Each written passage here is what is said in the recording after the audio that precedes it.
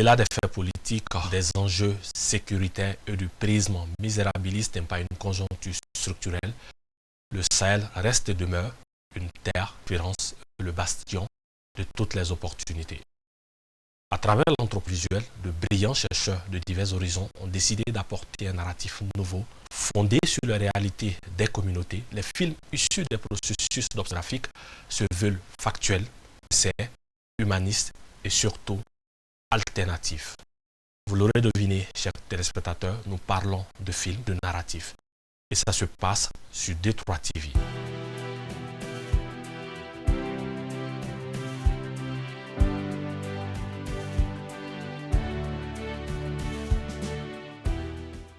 Bienvenue à D3 TV et nous parlons d'anthropologie visuelle, nous parlons d'un projet qui s'intitule Sahel on Sahel. Pour en parler sur ce plateau, brillants chercheurs, j'allais dire, deux pionniers de l'anthropologie visuelle collaborative. Professeur Tronweg, bonjour, bienvenue au Mali. Merci beaucoup, merci de m'accueillir ici.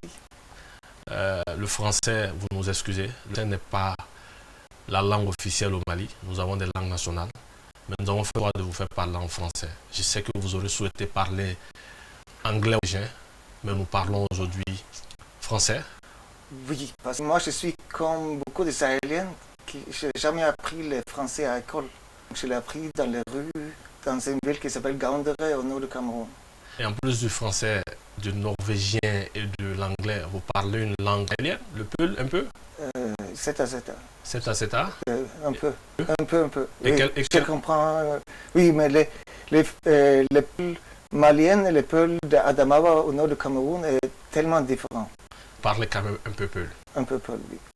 Bienvenue sur ce plateau. Merci et beaucoup. Avant de rentrer dans le vif du sujet, nous avons fait un petit portrait de vous, un portrait réalisé Korotou Moudjila que je vous propose de suivre.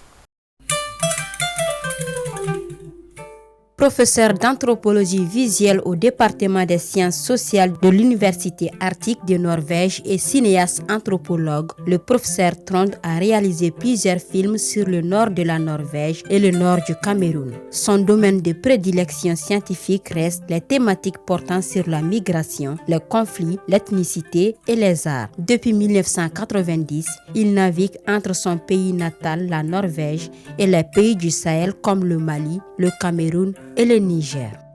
Son histoire avec le Sahel commence en 1990 avec son premier film sur les chauffeurs de mototaxi au Cameroun. Ce premier contact au Cameroun est sanctionné par une thèse de doctorat intitulée « Chez nous, on se débrouille », qui s'est fait l'écho des réalités de cette aire géographique de la ville de Gaoundéré au nord du Cameroun.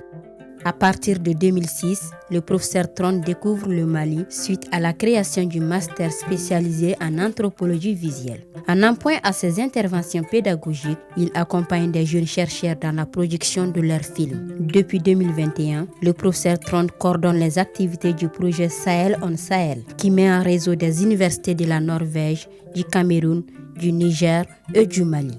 L'objectif de ce programme de formation collaborative sur l'anthropologie visuelle est de créer les conditions permettant à des chercheurs sahéliens de prendre en main le narratif de la crise sahélienne à travers des films documentaires et des travaux de recherche orientés exclusivement sur les réalités du Sahel.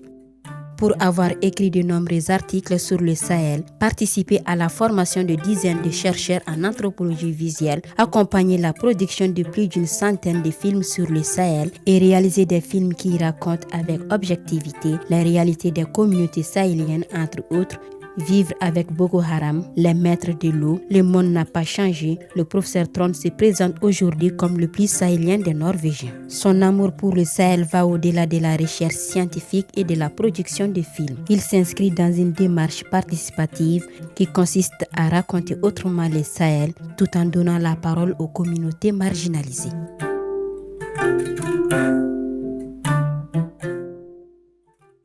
Un amoureux du Sahel. Est-ce que vous vous reconnaissiez dans ce commentaire? Vous êtes du Sahel? Oui, tellement. J'ai beaucoup de relations intimes ici, des relations des amis très proches, que j'ai connus depuis très longtemps. Les enfants qui ont maintenant 20 ans, que j'ai connus depuis eux étaient les bébés, n'est-ce pas? Donc, j'ai beaucoup des relations chaleureuses ici et je me trouve chez moi. Le Sahel aujourd'hui n'est pas une destination, en tout cas privilégiée, pour beaucoup d'Occidentaux, mais vous faites le pari de venir. Oui, et ça c'est un développement très triste qu'on a vu quand je suis venu ici dans les années 90. Les situations étaient très très différentes, n'est-ce pas? Non, mais oui, c'est une question de sécurité. Et n'est-ce pas, nos pays font leur événement de sécurité générale, n'est-ce pas? Et leur advice s'est basé sur une personne qui ne connaît pas la région. Donc même si on dit qu'il n'y a pas de sécurité ici au Mali, par exemple, moi j'ai des amis proches ici qui me connaissent, que j'ai confiance, et je connais aussi la ville. Donc pour moi, je ne vois pas que le problème sécuritaire me touche pas. Donc ça veut dire que vous êtes d'accord que le problème sécuritaire tel que chanté sur les médias internationaux est loin d'être réel? C'est difficile pour moi de dire, n'est-ce pas? On sait qu'il y a des événements qui se passent où il y a des gens qui meurent imprévus. Et c'est ça le monde occidental, n'est-ce pas? Il ne veut pas les choses qui sont imprévues. Et là, on ne peut pas vraiment savoir s'il y a une attaque qui va venir, etc., n'est-ce pas? Et on sait que la situation sécuritaire, elle est sérieuse. Et moi, je sais où je ne vais pas dans un certain endroit, etc., n'est-ce pas? Okay. Donc, il faut des connaissances sur le terrain. Et ça, pour avoir cette compétence, il faut qu'on est là. On connaît les gens et les terres. Exactement. Le professeur Sidi Lamine, le professeur Trond a été présenté comme le plus sahélien des Norvégiens. Est-ce que ce commentaire est crédible? Je pense que c'est une affirmation incontestable dans la mesure où il y a bien sûr beaucoup de chercheurs scandinaves, occidentaux, norvégiens précisément parce que nous parlons de la Norvège, de la science entre la Norvège et puis le Sahel, qui interviennent peut-être dans un pays ou dans deux pays, mais le fait d'intervenir en même temps et au Mali et au Niger et dans du nord du Cameroun, donc c'est exceptionnel. En tout cas, je ne connais pas d'anthropologue, je ne connais pas de sociologue, je ne connais pas de chercheurs dans d'autres domaines, que ce soit en archéologie ou autre, qui intervient dans 3 pays en même temps et sur pratiquement les mêmes thématiques. Donc c'est incontestable que c'est pratiquement le plus sahélien des Norvégiens d'aujourd'hui. Voilà qui est tranché. Le professeur Trond est officiellement investi par 2-3 TV, plus sahélien des Norvégiens. Vous aurez bientôt votre nationalité. Mais avant, nous allons découvrir notre deuxième invité, le professeur Sidi Lamine Bakayoko. Premier docteur en anthropologie visuelle au Mali, directeur du laboratoire d'anthropologie visuelle collaborative, la Viscol de l'université Yambo-Ologem, coordinateur du master en anthropologie visuelle de la faculté des sciences humaines et chercheur associé au projet Sahel on Sahel, le professeur Sidi Lamine Bakayoko est naturellement un amoureux de l'anthropologie visuelle. Il s'est donné pour mission principale de faire de l'anthropologie visuelle un fleuron de la recherche scientifique au Mali. Au-delà, il travaille depuis quelques années à la construction d'un modèle filmique propre au Mali, nourri par l'anthropologie visuelle et prenant en compte les réalités structurelles du cinéma malien. Pionnier de l'anthropologie visuelle au Mali et acteur engagé pour la vulgarisation des films ethnographiques dans le Sahel, le professeur Sidi Lamine Bakayoko porte l'ambition de concilier le cinéma et l'anthropologie visuelle dans une quête d'enrichissement mutuel pour les deux disciplines. Son postulat de base part du principe que le cinéma d'auteur demande de gros moyens financiers, de longues années de préparation et nécessairement un dispositif de diffusion qui se fait malheureusement toujours attendre au Mali. Dans un tel contexte, le professeur Sidi Lamine Bakayoko positionne l'anthropologie visuelle comme une alternative crédible au développement du cinéma malien. Si les films issus des processus d'observation ethnographique sont moins complexes à mettre en œuvre car nécessitant pas un dispositif d'écriture en amont, ils présentent néanmoins des carences esthétiques et artistiques. Ils sont certes authentiques car reflétant au plus près la réalité des communautés observées, mais ont du mal à trouver un écho positif en dehors du cadre scientifique et des festivals de films ethnographiques. La stratégie du professeur Sidi Lamine Bagayogo dans ces cas est de mobiliser l'esthétique cinématographique pour améliorer la qualité esthétique des films ethnographiques. À travers cette approche de conciliation de l'artistique et du scientifique, le professeur Sidi Lamine Bagayogo crée un pont naturel entre le cinéma et l'anthropologie visuelle, confortant ainsi son double statut de pionnier de l'anthropologie visuelle dans le Sahel et de visionnaire pour le cinéma malien.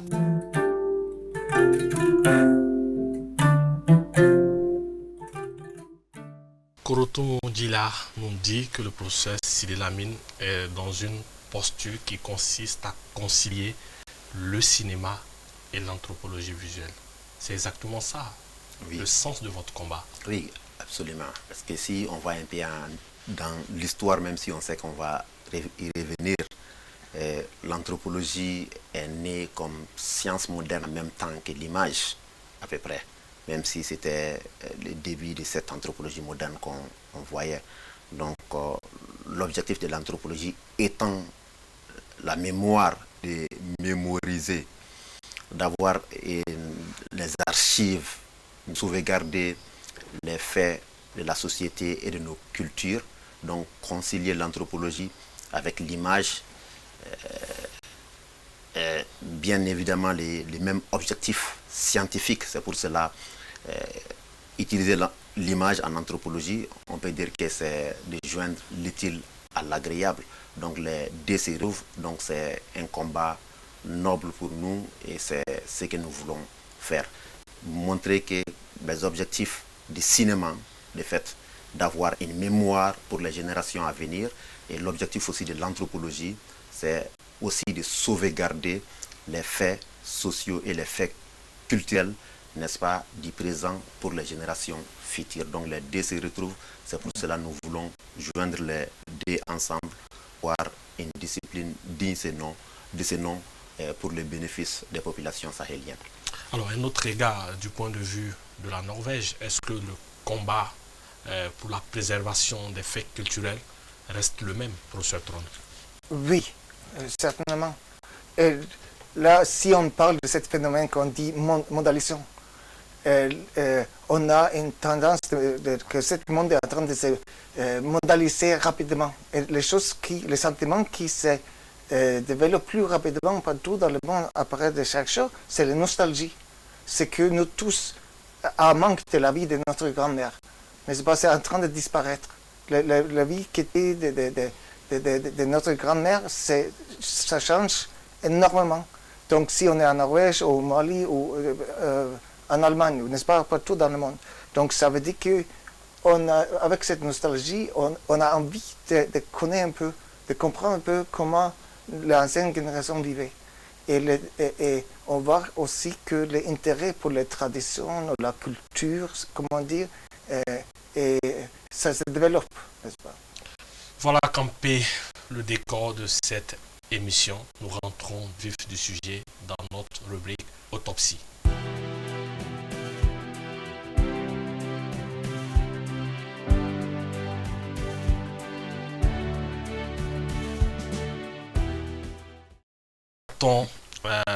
Avec un film Niger-Norvège que vous avez certainement regardé. Commentaire à chaud sur ce film. C'est un film fondateur. Lorsque j'ai regardé le film pour la première fois il y a 10 ans, 12 ans de cela, je disais que professeur Lisbeth n'avait pas changé parce que on peut dire que ce n'est pas seulement une icône de l'anthropologie visuelle, Lisbeth Oltodal, mais c'était pratiquement son premier terrain, c'était aussi pratiquement sa première production cinématographique. Et ce film aussi en même temps, c'est une leçon audiovisuelle qui montre aux étudiants débutants qu'est-ce que c'est que l'anthropologie, qu'est-ce que c'est que l'ethnographie et à quoi ça sert les films dans la combinaison, n'est-ce pas, de l'anthropologie en tant que discipline et de son approche qui est l'ethnographie, le fait de venir dans des communautés et de séjourner pendant longtemps pour essayer de comprendre une situation sociale précise et de sauvegarder en tant que patrimoine, comme on était en train de le dire. Donc quand je regarde ces films, la première chose qui me fait, bien sûr, c'est la beauté d'Elisabeth Oltedal, même si elle a à peu près 80 ans aujourd'hui. Mais j'ai réfléchi, je regarde ces enfants, ces toutes petites filles, ces tout petits garçons, n'est-ce pas, qui partent à l'école maintenant. Imagine, ils ont plus de 60 ans maintenant, ils ont plus de 50 ans, donc c'est extraordinaire, on arrive à sauvegarder. Mais ce qui est extraordinaire, c'est de dire que même dans une communauté, comme dans la communauté, dans les villages de Mainesora, à l'époque, il y a une ville aujourd'hui, bien évidemment, au Niger, il y a des communautés qui cohabitent, et entre les communautés déjà, il y a la question de différence. Vous, vous êtes les autres, nous, vous. Vous avez une religion différente, vous avez une croyance différente, vous avez une façon de s'habiller différente. Donc ce qu'on appelle au début même de l'anthropologie, dans nos premiers cours, ce qu'on appelle l'altérité, c'est-à-dire la relation de nous autres. C'est pour dire que Lisbeth a quitté le nord de la Norvège pour venir faire cette recherche dans le Sahel, à Mainesora à l'époque, mais elle arrive à nous montrer à travers ces images, à travers ces films-là, de façon très très détaillée, de façon très très descriptive, même qu'au sein d'une communauté dans un petit quartier, il peut y avoir des groupes ethniques, c'est-à-dire des peuples qui ont des pratiques complètement différentes et qui pensent que l'autre est moins avancé que l'autre, et qui pensent que peut-être l'autre est sale, qui pensent que l'autre est plus propre, qui pensent que l'autre a beaucoup plus de croyances, plus que l'autre. Donc c'est le début, c'est le cœur même de l'anthropologie, c'est le cœur même de l'ethnographie, et c'est expliqué de façon extraordinaire, de façon très détaillée, que tout le monde puisse comprendre, même si on ne comprend pas très bien la langue. Et elle se permet, pour ne pas avoir sur la conscience le fait qu'elle a seulement décrit une société, n'est-ce pas, étrangère, qui est la société des mangas, des anagamba à l'époque, plus précisément, et quelques Hausa bien sûr.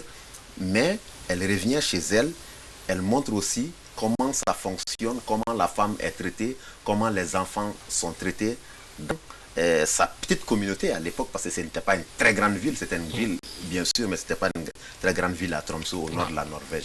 Donc c'est extraordinaire la comparaison, c'est extraordinaire la façon de détailler des points de vue ethnographiques, comment la vie fonctionne et à Tromsø, et comment la vie fonctionne et à Mainesora à l'époque. Nous reviendrons avec vous sur ce commentaire, mais pour ce temps, j'aimerais vous faire réagir. Est-ce que la ferveur, en tout cas, telle que décrite par le professeur Sidi Lamine, est pareille chez vous? Oui, moi je veux plutôt parler des perspectives de Norvège, n'est-ce pas? Donc Lisbeth, si on parle de quelqu'un qui a de l'amour pour Sahel, c'est Lisbeth Oltedal, n'est-ce pas? Et elle était, on se trouve dans les années 70, elle était jeune chercheuse, elle était son première œuvre, elle était allée à Difa avec son mari, elle a vécu toute une année là-bas, et quand elle parle de cette expérience, c'est plein d'amour, elle a appris beaucoup de choses, elle était avec les femmes au marché, dans la maison, etc., partout. Et entrant en Norvège, elle est venue très déçue. Parce que les chants, elle a essayé d'expliquer, elle a chanté des chansons, elle a essayé de raconter les histoires, mais les gens ne comprenaient pas. Les gens n'étaient pas tellement intéressés. Et s'il était intéressé, c'est dans le sens de l'exotisme, quoi. Et le problème, quand on parle d'exotisme, ça, on tombe presque directement dans les idées des stéréotypes. Donc ça reproduit une idée des Africaines ou des Nigériennes comme exotique et étrange. Donc ça ne crée pas un pont, ça ne crée pas un dialogue, ça ne développe pas une connaissance sur le peuple nigérien qu'il voulait décrire. C'est là qu'elle a fait cette initiative un peu géniale où elle a commencé, elle a fait une comparaison. Elle s'occupe avec la vie des jeunes mariés, pas mariés, avec des enfants, pas des enfants, le divorce, etc., n'est-ce pas? Et ça, c'est quelque chose qu'on ne trouve pas dans toutes les sociétés possibles, n'est-ce pas? Donc, elle a comparé la vie des jeunes dames au Niger avec la vie des gendarmes au Norvège. Et ça, cette comparaison fait comprendre. Et c'est ça qui a fait beaucoup plaisir aux audiences norvégiennes et aux audiences sahéliennes, on peut dire. C'était toujours un film très populaire entre nos étudiants, s'ils étaient africaines ou européennes. Alors, un film comparatif sur deux cultures différentes, la culture norvégienne et la culture nigérienne, pose la problématique de l'autre, la problématique d'altérité, vous l'avez dit. Mais en quoi de telles œuvres, de tels films peuvent valoriser le travail anthropologique, professeur Cyril Lamine? Oui, c'est comme le professeur Tron vient de dire, les étudiants sont toujours enthousiastes, que ce soit les étudiants qui viennent du Sahel, l'Afrique ou d'autres étudiants, même les étudiants norvégiens, ils sont enthousiastes parce que les étudiants comprennent, ceux qui sont dans les domaines anthropologiques comprennent facilement. Ils comprennent la méthode, ils comprennent les langages anthropologiques, les langages ethniques, donc ça leur facilite. Et cette altérité, ce n'est pas seulement, c'est dans une démarche explicative, ce n'est pas une démarche communicationnelle, c'est une démarche explicative. Cette démarche, c'est pour que tout le monde puisse comprendre, c'est pour que les sociétés puissent, c'est pour que le monde puisse s'entendre, qu'on soit blanc, noir, qu'on soit du sud ou nord, qu'on soit pauvre ou riche. C'est pour amener les dialogues, comme il a dit le professeur Tron, c'est-à-dire les dialogues interculturels, la compréhension mutuelle entre différentes cultures. Mais cette communication mutuelle entre différentes cultures, elle a essayé de dire d'abord que ça se trouve même à l'intérieur, n'est-ce pas, de la communauté de Mainesora, la communauté nigérienne, sahélienne, qu'il y a des difficultés, que ces dialogues-là intracommunautaires et intercommunautaires est obligatoire. Et en même temps aussi, même en Norvège, ces mêmes problèmes existent. Elle-même étant norvégienne, qui a fait une recherche au sud, norvégienne dans le sens de la recherche, sinon elle est danoise d'origine, mais c'est la même chose scandinave. Donc étant vivant quand même en Norvège de toujours, dans son université, et faisant une recherche, n'est-ce pas, au sud, et amenant les images, elle s'est vue très déçue que sa propre communauté n'arrive pas à comprendre, parce qu'il y a un problème même au sein déjà de chaque communauté qui est un problème de comprendre d'abord sa propre culture au lieu de faire une comparaison, au lieu de faire une réflexion vis-à-vis de sa culture et vis-à-vis de l'autre. Et c'est ce qui a été toujours son combat. Quand on voit l'autre, quand on voit l'image des autres, quand on voit les pratiques culturelles des autres, notamment par exemple dans ce cas des femmes, parce que elle était focalisée sur les femmes à Mainesora et en Norvège. Donc on voit les combats, le travail, la vie quotidienne des femmes, n'est-ce pas, au Niger. Et quand on voit aussi la pratique des femmes aussi en Norvège, à Tromsø, que ce n'est pas seulement quelque chose qui est carré, quelque chose qui est monolithique ou quelque chose qui est linéaire et qui soit évident. C'est-à-dire que ce n'est pas évident. À l'intérieur, il y a beaucoup d'incompréhension et c'est seulement à travers ça qu'on arrive à comprendre les cultures et ce qui se passe dans les cultures. Alors ce film de professeur Lisbeth nous renvoie à la sempiternelle question de sa contribution à l'anthropologie visuelle, professeur Tron. Quel a été son rôle dans l'anthropologie visuelle au Sahel ou même en Norvège? Oui, son contribution est énorme. Mais d'abord, elle a lancé cette idée que les images qu'on prend peuvent être utilisées pour dialoguer, pour qu'on se comprenne. Si on a des images, on peut discuter qu'est-ce qu'il y a sur les images. Ah. Donc, il y a tel exemple, donc c'est une méthodologie. On peut, n'est-ce pas, qu'on est dans la même situation, mais on ne se comprend pas, ou on comprend la situation différemment.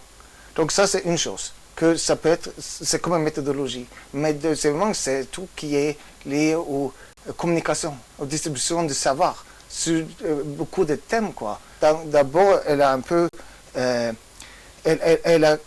a contribué à changer un peu le focus dans l'anthropologie.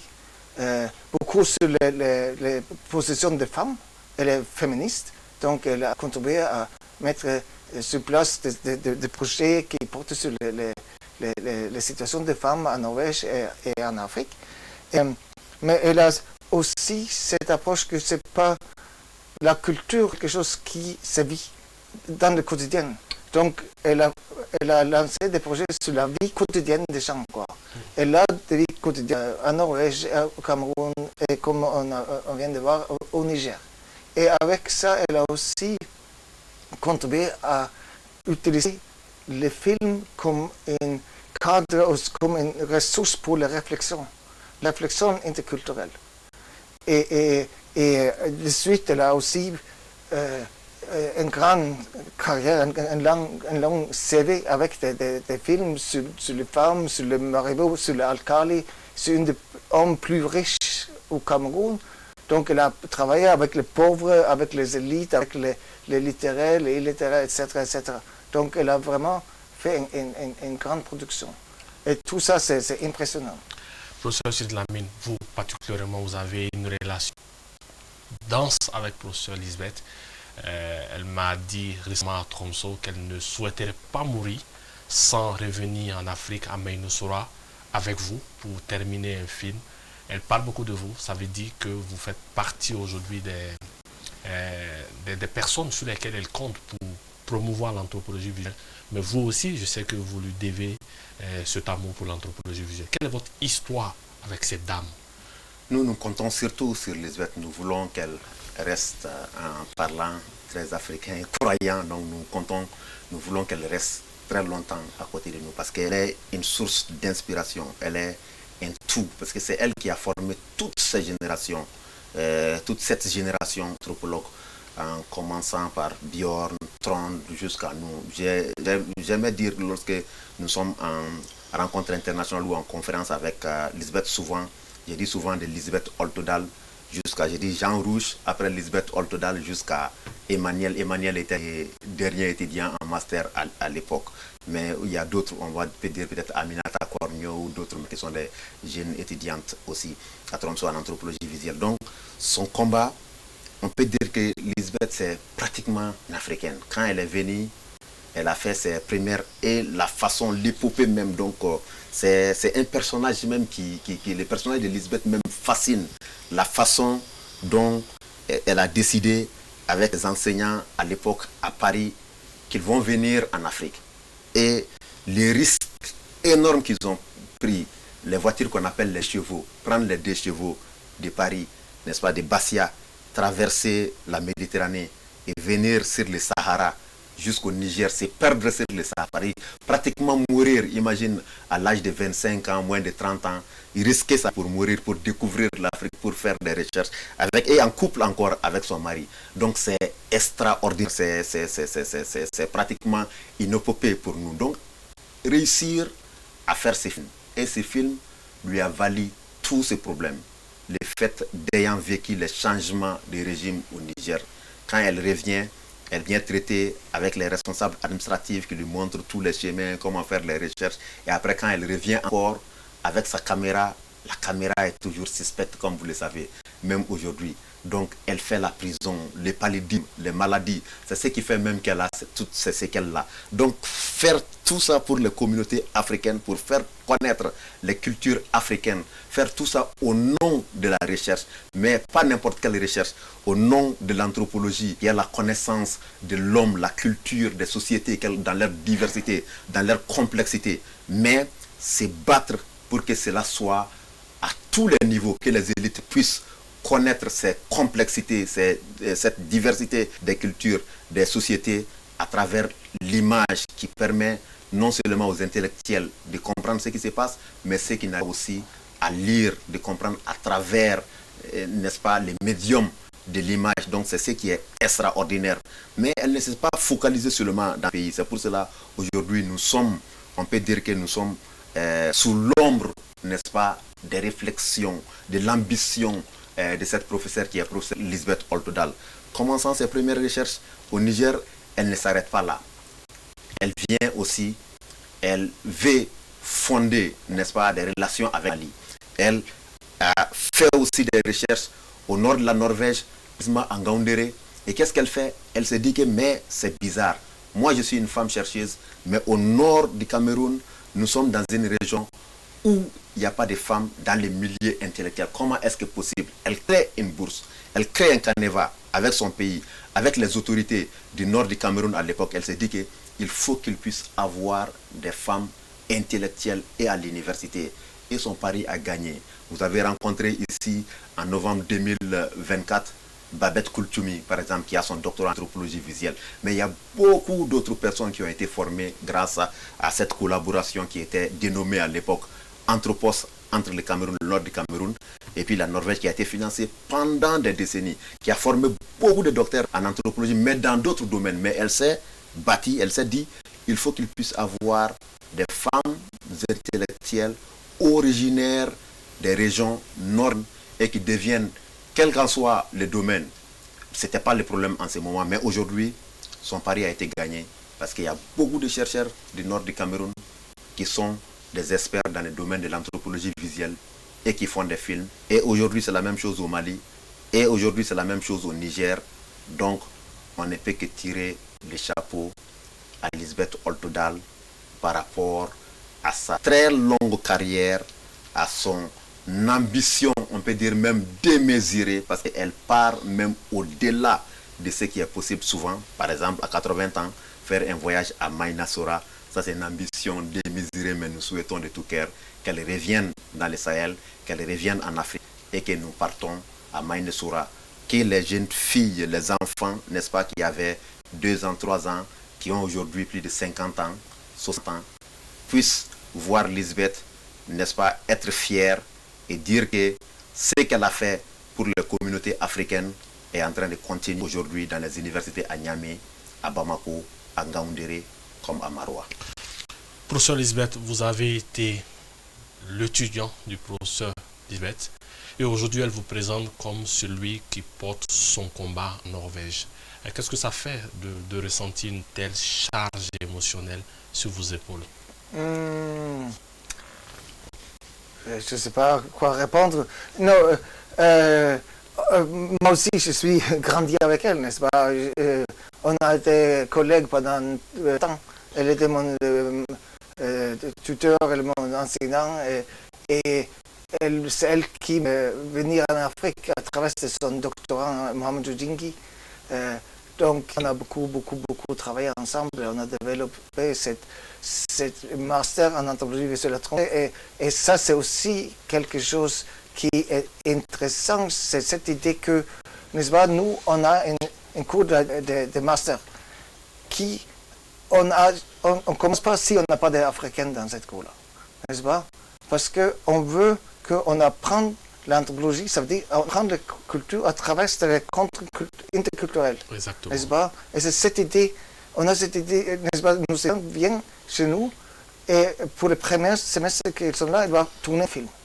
N'est-ce pas? Et Lisbeth a insisté qu'il faut qu'on crée un film qui crée les équipes qui consistent en une norvégienne et une étrangère. N'est-ce pas?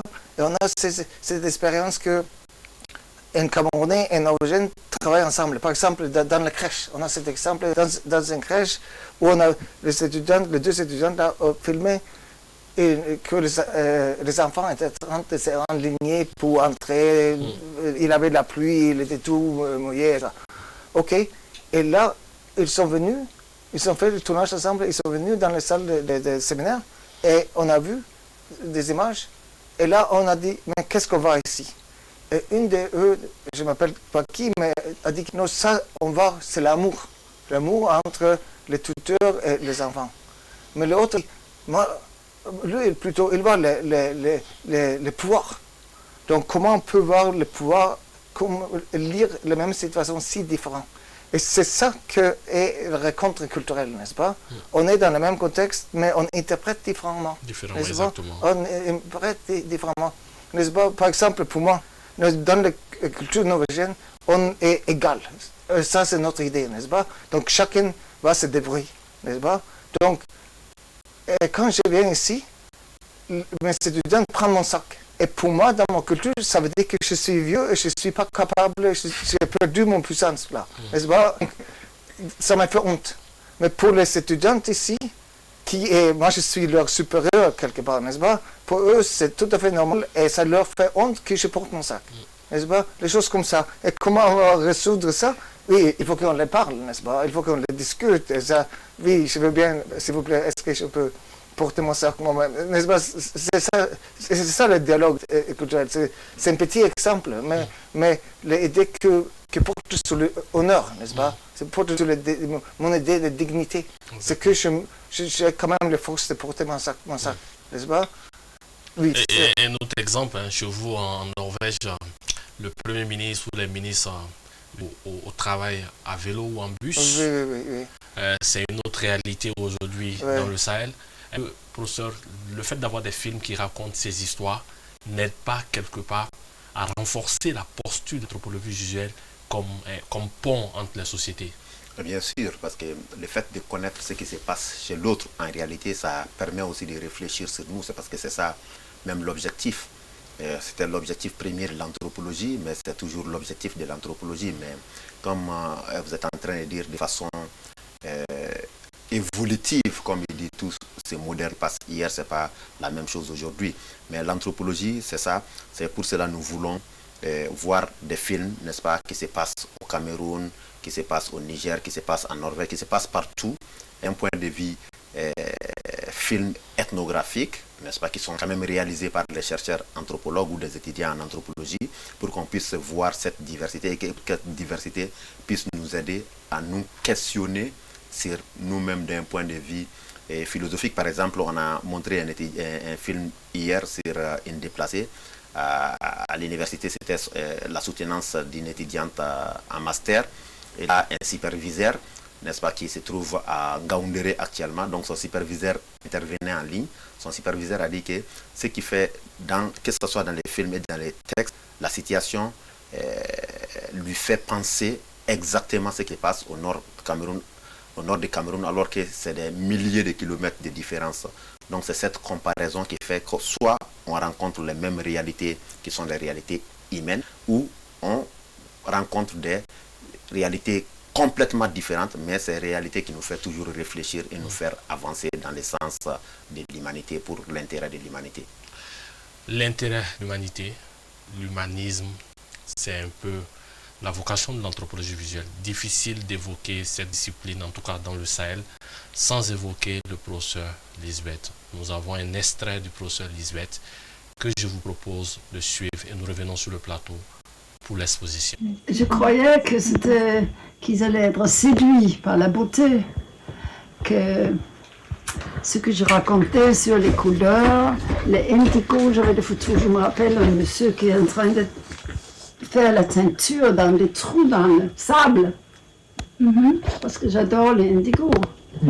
Et beaucoup de vêtements déjà à l'époque c'était indigo. Je raconte les henna, les nels et tout ça. Oui, effectivement. Et je montre les photos de scarification, là, les coiffures. Tellement séduite que je suis, tu vois. Regarde-moi ces belles coiffures. Les mangas, c'est comme ça, avec les grands morceaux d'agate, ici devant. Oui. Tu vois, et des tresses comme ça. Bon, les les tresses pour descendre. Il faut descendre avec comme une sorte de rouleau qui tourne en bas là. Ça, c'est le manga. Et puis les urabe, n'est-ce pas, avec les cheveux ici. Et les cheveux qui tombaient ici, et très strictement serrés. Et des milliers de boucles comme moi là. 1, 2, 3, 4, 5, 6, 7, 8, 9, ici. Et les broderies sur là. Appliquées, blanc, rouge, jaune, sur le noir. Etc. Je raconte. Et je n'arrivais pas, les gens n'arrivaient pas à connecter avec les images, alors je recevais leur réaction spontanée. Et plus je parlais, plus j'étais furieuse parce que je n'arrivais pas à leur faire comprendre. Non, parce que tellement les stéréotypes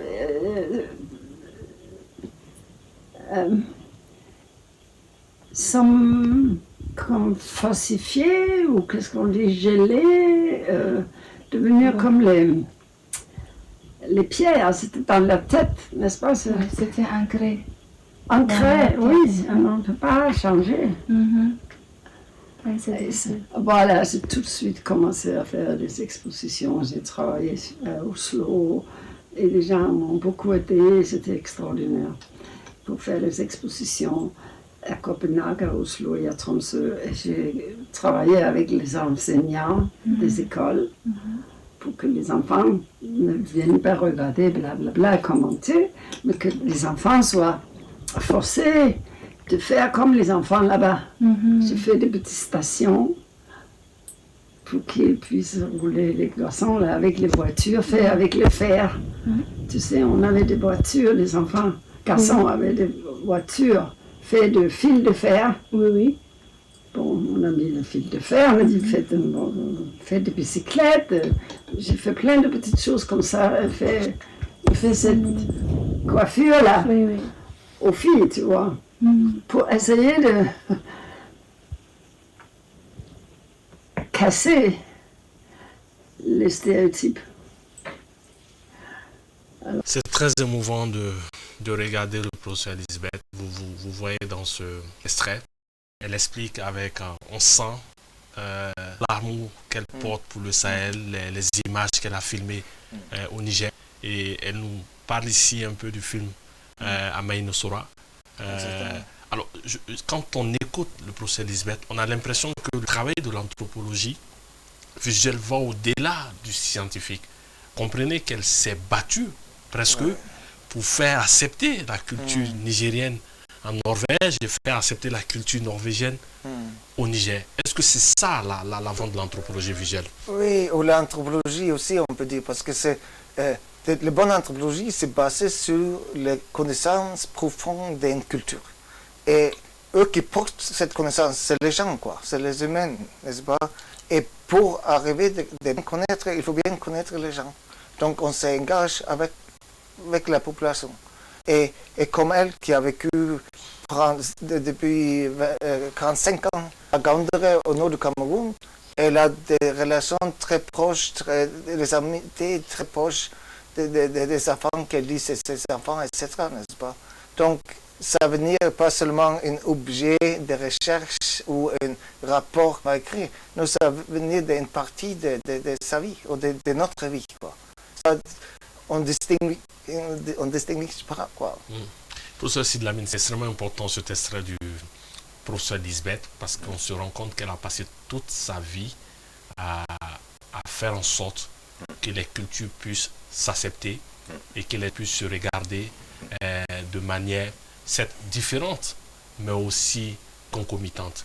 Est-ce que selon vous aujourd'hui, c'est ce qui fait la force de son combat? C'est ce qui fait la force de son combat, inévitablement. C'est ce que le professeur Tron disait. Il a connu des enfants qui ont 20 ans. Donc maintenant, c'est ça qui facilite aujourd'hui quand il vient. Il a un thème de recherche, un objet de recherche qu'il veut découvrir. Donc ça facilite. Ce sont les relations de longue date qui font qu'on construit. Il y a une construction qu'on fait, une construction de relations humaines qu'on construit ensemble. Et cette co-construction fait que toutes choses qu'on essaye de mettre en œuvre, donc on arrive à avoir un résultat concret, un résultat qu'on veut démontrer aux autres. Donc c'est ce qu'Elisabeth a fait toute sa vie. Elle a construit des relations de très longue date. Quand on voit souvent, écouter, voir même la vie, certains pans de la vie d'Elisabeth qui est tellement riche, je me dis même qu'Elisabeth c'est une Africaine. Par exemple, Elisabeth aurait pu avoir, on peut dire que c'est un enfant quand même de grandes villes, de Copenhague, quelque chose comme ça. Et elle a étudié d'abord à Oslo, étant très jeune, mais c'est le travail de son mari qui l'a amené en réalité au nord de la Norvège. Donc à cette époque, elle pouvait puis avoir un travail, un poste de professeur à Oslo ou dans d'autres villes vers le sud. Mais elle dit, je reste avec mon mari qui a un poste aussi à l'université, à la faculté de médecine. Donc, je construis ma famille. Donc, c'est une façon de penser déjà qui est très, très sociale, qui est culturellement très africaine. Penser à la famille, penser à la communauté, penser à la solidarité, penser à l'autre pour aussi faire ma vie. Donc c'est ce qu'elle a essayé toujours de faire avec ces terrains, que ce soit à Gaoundéré, que ce soit au Niger, que ce soit les relations qu'elle a eu à construire aussi au Mali. Ces constructions-là, ce n'est pas seulement les terrains de recherche, mais ce sont des relations humaines qui sont derrière, ce sont des communautés qui sont construites, ce sont des générations de jeunes qui sont construites derrière. Et c'est ça, en réalité, la réalité de l'anthropologie, c'est le fait de connaître l'autre, comme je l'ai eu à dire plusieurs fois, mais la connaissance de l'autre là, ce n'est pas d'être dans une situation, de rester dans une situation de dissociation, mais c'est de remettre en cause soi-même, comment est-ce qu'on peut se comprendre mutuellement, comment est-ce que ça peut servir nous, et ça peut servir aussi l'autre. C'est pour cela qu'elle est restée toujours dans une posture d'anthropologie appliquée. Ce n'est pas l'application de l'anthropologie à l'image, mais c'est l'anthropologie, l'application de l'anthropologie avec le développement. Elle s'est dit, nous sommes en train de faire des recherches, nous sommes en train d'exposer les résultats des recherches sur ces communautés qui sont autres que nous, mais il faut aider ces communautés-là, que ce soit au Niger, que ce soit au Cameroun, que ce soit au Mali, pour avoir aussi leurs propres chercheurs et avoir leur regard et avoir leur narratif. Et c'est pour cela que nous continuons dans ce projet Sahel on Sahel aujourd'hui. Nous allons parler de Sahel on Sahel, mais avant je voudrais vous faire réagir sur cette dimension humaniste de l'anthropologie visuelle. Est-ce que la mission finalement de cette discipline n'est pas de briser les barrières, de casser les stéréotypes? Oui, c'est exactement ça. C'est ça vraiment le plus grand but de notre mission. Donc, la vie, ça se vit partout dans le monde et c'est différent partout, n'est-ce pas? Mais nous sommes tous des humains, nous sommes tous des êtres humains qui interagissent, on a des traditions différentes, des langues différentes, beaucoup de différences, mais les choses qui nous rejoignent, c'est cette humanité, quoi. On est des êtres humains qui réfléchissent avec notre expérience. Et notre expérience, c'est sorti de lieu de la nature et de la culture où on vit. Et il faut qu'on se comprenne. Parce que là, on est les mêmes dans ce sens, quoi. On est les mêmes dans un certain sens. On a aujourd'hui... Allez-y, professeur Cyril. C'est ce qu'on dit, une humanité universelle et une humanité différente. C'est ça même la base de l'anthropologie. Une humanité universelle. Pourquoi? Parce que comme il vient de dire le professeur Tron, nous sommes des êtres humains partout. Ça veut dire quoi? Nous avons tous besoin, par exemple, de manger. Nous avons tous besoin, par exemple, de l'eau pour vivre. Nous avons tous besoin, par exemple, de l'air à respirer. Donc c'est ça qui fait que l'humain a les mêmes besoins partout. Si nous avons pratiquement les mêmes besoins partout, c'est ce qui fait que nous sommes semblables. Nous ne sommes pas égaux, on s'en fout en anthropologie, mais le fait que nous soyons semblables, c'est ce qui fait que nous avons les mêmes besoins où que nous soyons dans le monde. Donc, nos différences, ça se trouve dans nos pratiques. Nos langues, par exemple, ce que nous apprenons au cours de la vie, nos façons de prier, nos façons de croire, ainsi de suite. C'est ça qui fait que l'humanité différente en même temps est l'humanité universelle. Et cette universalité de l'humanité qui est le fait que nous soyons semblables partout, qui nous intéresse en anthropologie visuelle. Nous poursuivons cette émission, cette fois-ci encore avec un extrait du professeur Lisbeth, et nous revenons sur le plateau pour poser le véritable enjeu de l'anthropologie visuelle. Je veux dire que tout ce qu'on a fait jusqu'à maintenant, c'est important dans le sens que les gens qui sont impliqués apprennent beaucoup les uns sur les autres. Les gens ici, sur le Mali, le Niger et le Cameroun, et vice-versa. Je veux que le travail de dissémination ait une ampleur beaucoup plus importante. Je veux que l'ampleur de la dissémination maintenant soit beaucoup plus grande. Voilà, pose le véritable enjeu de l'anthropologie visuelle, une discipline très mais qui est longtemps restée dans les universités où les films ethnographiques qui sont longtemps restés uniquement sur les festivals ethnographiques. Aujourd'hui, le professeur Lisbeth souhaite que le processus de dissémination soit beaucoup plus grand. Alors, professeur Trond, j'aimerais vous faire réagir sur cet aspect. Alors, pourquoi les films ethnographiques ne sont pas assez vulgarisés? Ça, c'est une bonne question. Mais c'est aussi, ça porte aussi une réponse un peu complexe. N'est-ce pas, dans les années 70-80, les plus grandes séries de films documentaires dans la chaîne télé d'Angleterre, BBC et autres, c'était les productions avec l'anthropologue. Et maintenant, on a, et l'histoire de l'anthropologie visuelle et l'histoire documentaire s'est développée.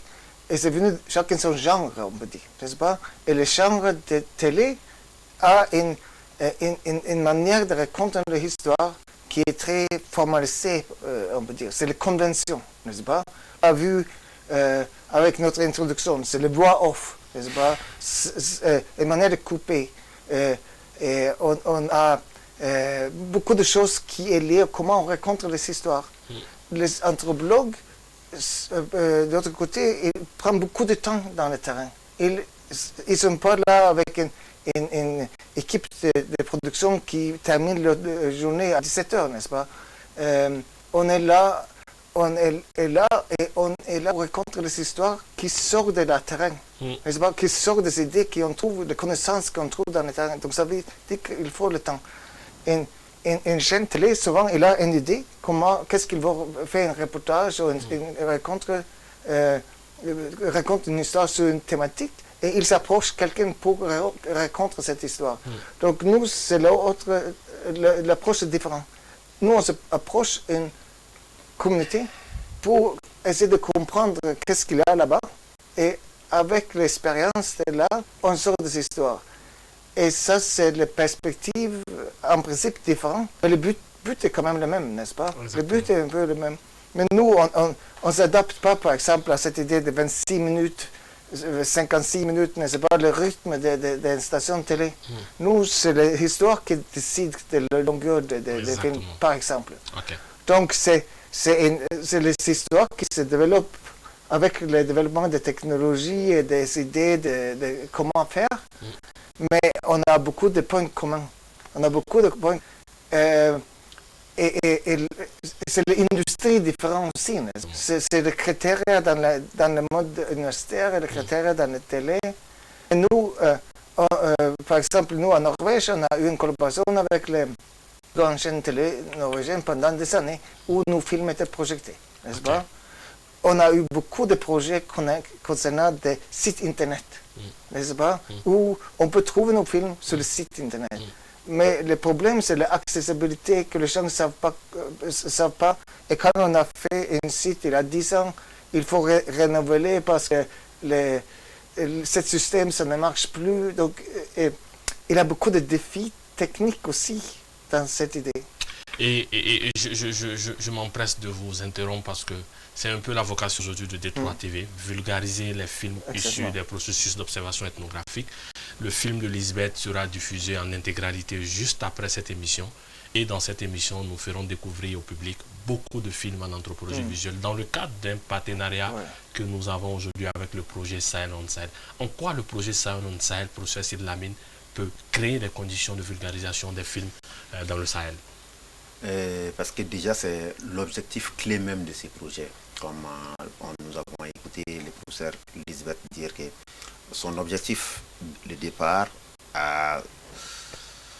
c'est focaliser ou à s'appuyer sur l'art, c'est-à-dire l'image dans ses recherches, c'était de faire savoir d'autres qui n'ont pas accès, d'autres qui n'ont pas la capacité, parce qu'elle-même, sur beaucoup de ces terrains de recherche, les personnes avec lesquelles elle construit, n'est-ce pas, ces résultats de recherche, se trouve que ces personnes-là ne savent ni lire ni écrire. Mais ces personnes comprennent quand même les messages de l'image. Ils comprennent facilement les messages de l'image. Donc c'est pour cette raison, elle dit, il ne faut pas que ces résultats dorment. Par exemple, les premiers ouvrages de Lisbeth, c'était en norvégien, qui n'ont pas été traduits en français par exemple, pour que les populations au Mali, au Cameroun, partout en Afrique puissent lire. Donc elle est restée frustrée. Donc elle se dit, si ce qui est écrit n'est pas traduit, mais ce que mes recherches même peuvent être en images. Donc maintenant elle se dit, les générations qui sont venues après moi, il faut tout faire pour que les résultats soient disséminés, que ça soit diffusé partout sur les chaînes de télévision. C'est ce que Trond vient de dire. Parce qu'il faut le rappeler, il faut quand même rappeler que les premiers films, par exemple, ethnographiques, n'étaient pas dans des festivals ethnographiques, parce qu'il n'y avait même pas de festivals ethnographiques. Ils étaient diffusés dans des festivals normaux.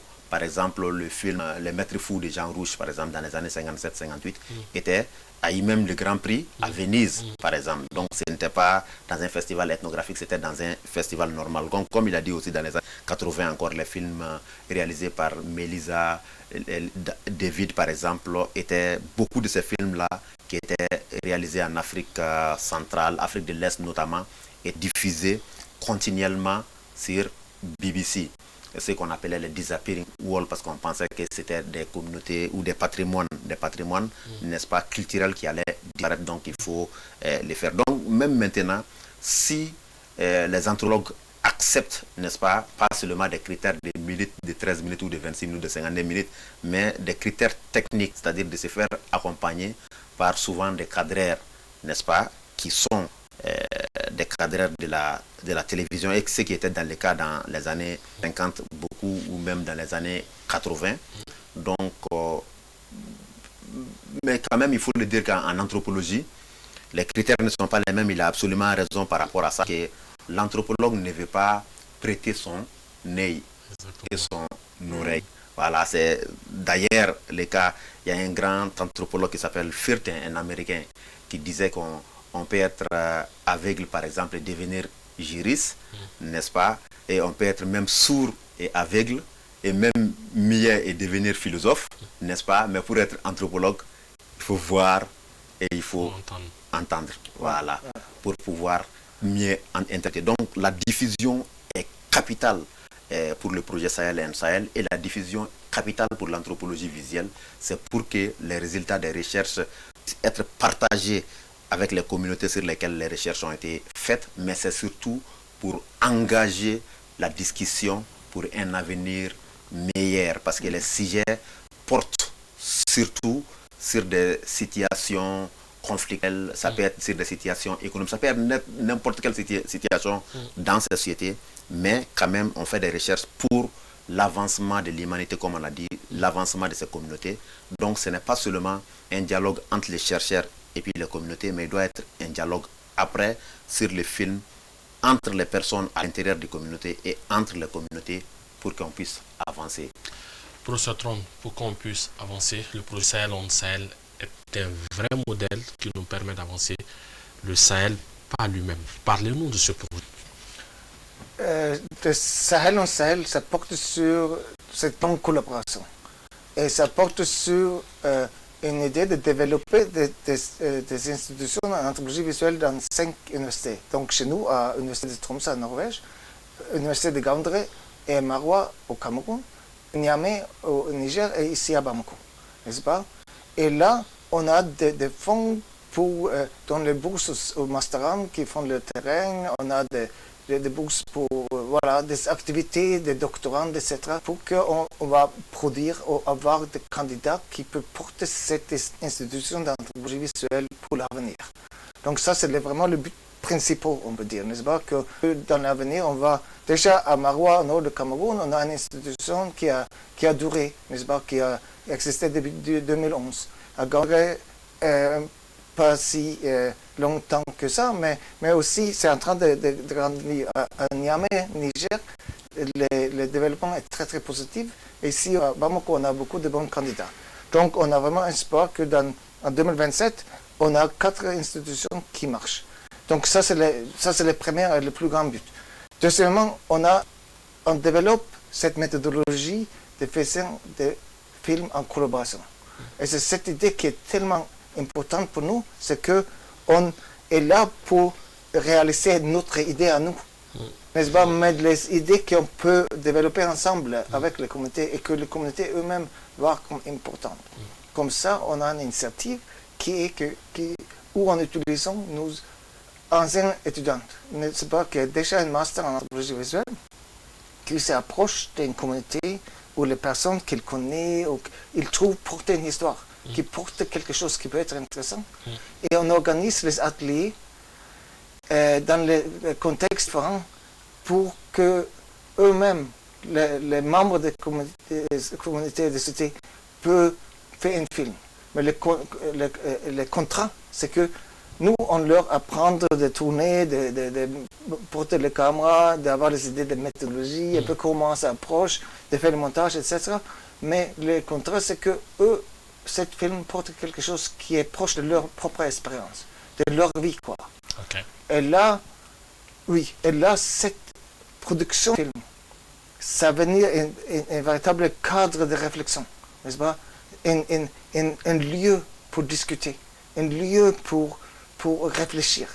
Et pour cela, on utilise pour la même idée qu'on a parlé de l'université de Tromsø, qu'on met un Norvégien et un Camerounais ensemble, n'est-ce pas? Ça crée, n'est-ce pas? Et c'est cette idée qu'on a besoin d'une nouvelle perspective pour le Sahel à travers des discussions, des réflexions sur différentes thématiques. Okay. Et le troisième, je peux? Allez-y. Oui, le troisième aspect, c'est quelque chose qu'on s'appelle CADED, qui est un centre digital qui est une bibliothèque digitale, avec les films, avec les textes, qui on veut être utilisés pour les buts éducatifs. Que le grand but que le peuple sahélien peut chercher, on est sur ce site-là. Mais on est en développement. On veut que nos films soient utilisés par les enseignants, par les ONG, par les universitaires, par les étudiants, etc., etc. Donc on veut que nos films, vous nous donnez, sera un véritable trésor pour les réflexions, les discussions, et pour le plaisir de voir les variations qui se trouvent dans cette région. Exactement. Le projet Sahel se présente comme une alternative crédible qui va permettre à nos autorités, à nos gouvernants d'avoir un autre regard sur la crise au Sahel. Ce que le projet apporte déjà, c'est l'éducation des médias ou l'éducation à l'audiovisuel, parce que ça met un an particulier. Par exemple, nous qui nous offrons des bourses par exemple à l'université, on met un accent non seulement sur la formation des jeunes femmes qui ne sont pas nombreuses, n'est-ce pas, qui sont le développement partout dans le monde, parce que ce sont les femmes qui font des enfants, c'est elles qui prennent soin des enfants. Donc si les femmes sont bien formées, nous avons des communautés qui sont bien formées, nous avons des communautés qui sont bien conscientisées. Au-delà des femmes qui se trouvent être une couche vulnérable partout, pas seulement dans le Sahel, mais il y a aussi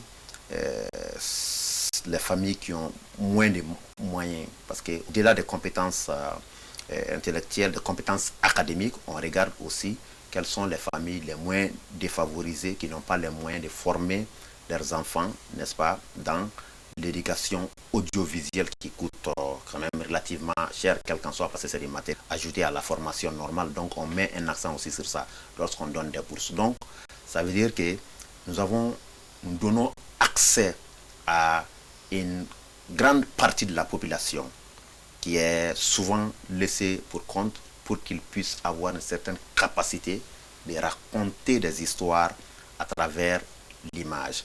Et ces histoires racontées sont retournées dans ces mêmes communautés. Donc ça permet une forme d'éducation systématique, intercommunautaire et intracommunautaire. C'est ça la valeur ajoutée en réalité du Sahel on Sahel. Donc faire cela partout dans le Sahel, ça démocratise non seulement, comme je le disais, l'audiovisuel, mais ça met aussi un frein aux propagandistes, c'est-à-dire à n'importe qui fait des images et qui envoie des images. Par exemple, quand il y a un article écrit par un journaliste professionnel et un article, un post envoyé par n'importe qui sur un réseau social juste pour insulter ou faire les buzz, c'est pas la même chose. Donc on verra aussi de façon professionnelle, que quelqu'un qui a été formé en anthropologie visuelle n'est pas comme n'importe quel, j'ai dit beaucoup de respect pour les vidéastes, mais n'importe quelle personne qui vient, qui fait juste des vidéos avec un téléphone portable ou avec une caméra, ainsi de suite. Donc c'est de formaliser avec une démarche claire, une méthodologie claire et une éthique. C'est ça la chose la plus importante, une éthique aussi claire et formelle. Ce qu'on ne peut pas faire et ce qu'on peut faire avec l'image des communautés, avec leur consentement absolu.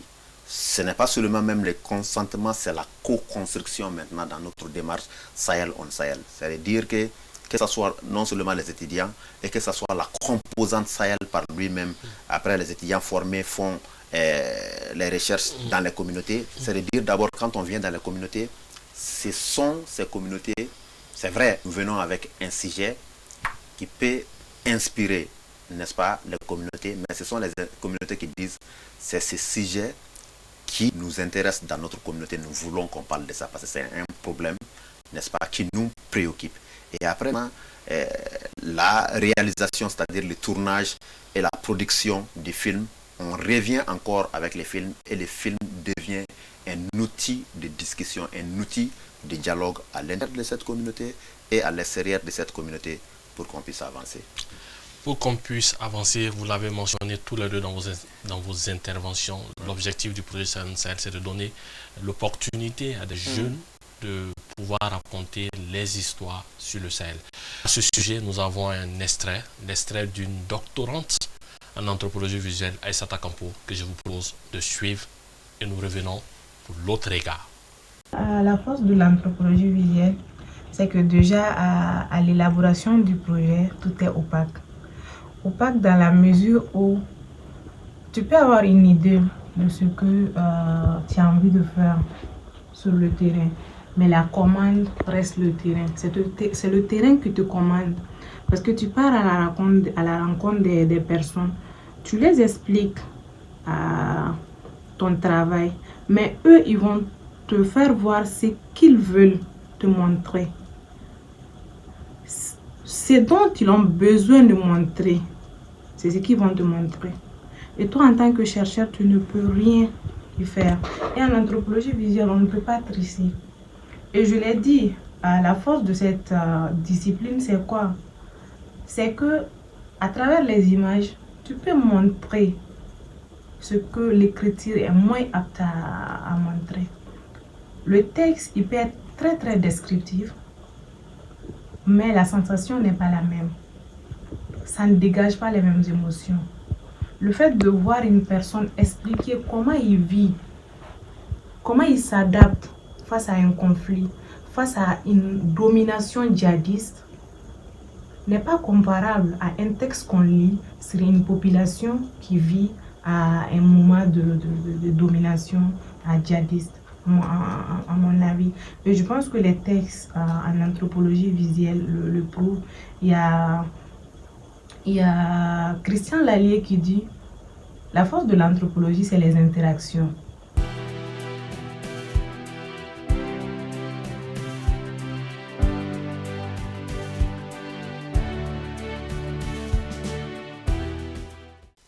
En conclusion, qu'est-ce qu'on peut retenir de l'anthropologie visuelle pour conclure cette belle émission? C'est une discipline qui a comme but de créer un dialogue entre les peuples. Et on le fait à travers des images parce que cette capacité d'être concrète et qui nous parle directement. Donc on peut être d'accord, on peut négocier qu'est-ce qu'on voit dans les images. Et avec ce processus, on réfléchit.